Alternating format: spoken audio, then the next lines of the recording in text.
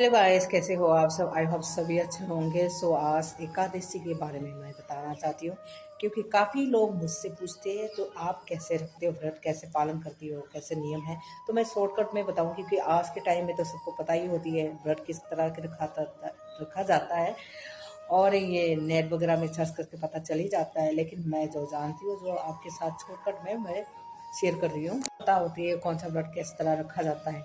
नहीं, फिर भी मैं बता रही हूँ आपको, जो मेरे पे नॉलेज है वो शॉर्टकट आपको बता रही हूँ। कि साल में 24 एकादशी आती है। अब 24 एकादशी में अगर आप 24 एकादशी नहीं रख सकते तो अब निर्जला व्रत साल में एक बार आती है, निर्जला व्रत आप रख सकते हैं। उसको का नियम 3 दिन मनाना पड़ता है, दसवीं दिन से द्वादशी तक। जैसे आपने दसवीं दिन को शाम की सूरज डूबने से पहले खा लिया, इसके बाद नहीं खाना। फिर एकादशी को ना अन्न ग्रहण करना, ना कुछ अन्न नहीं ग्रहण करना, मतलब अन्न में ही पाप होती है, तो उस दिन आप अन्न नहीं खानी। तो एकादशी के दिन आप अन्न नहीं खानी है। द्वादशी पालना करके बाद ही नेक्स्ट डे द्वादशी पड़ती है। तो अगर त्रयोदशी पड़ रहा है उस टाइम नहीं करना। आप पारणा की टाइम देख के द्वादशी में अपना व्रत पारणा कर सकते हैं, नहीं खा सकते। आपको लहसुन प्याज त्याग करना होगा उस दिन 3 दिन। तो आपको लहसुन प्याज नहीं खानी है।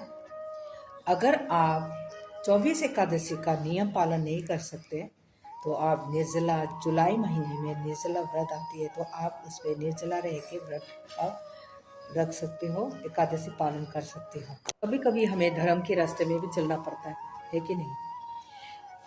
एकादशी रखते हो, आपको पता है एकादशी सबसे श्रेष्ठ व्रतों में से एक है। आप अगर कोई भी व्रत नहीं रख सकते या कोई भी पूजा नहीं कर सकते, अगर आपने एकादशी कर लिया, उन व्रतों का, उन पूजाओं का फल मिल जाता है आपको। इसलिए एकादशी रखना बहुत अत्यंत जरूरी है। यह एकादशी है 13 तारीख को। अगर आप रखना चाहते हो तो 13 तारीख को रख सकते हो। तो आप 10वें दिन से आप व्रत रखना स्टार्ट कीजिए। शाम की टाइम से आप शाम डूबने से पहले खा लीजिए, फिर रात को नहीं खानी है। फिर एकादशी के दिन आप कुछ भी नहीं खा सकते, चावल अन्न कुछ भी, रोटी वगैरह नहीं खा सकते। अगर फ्रूट्स खाना चाहते हो, चाय पीना चाहते हो, आप पी सकते हो।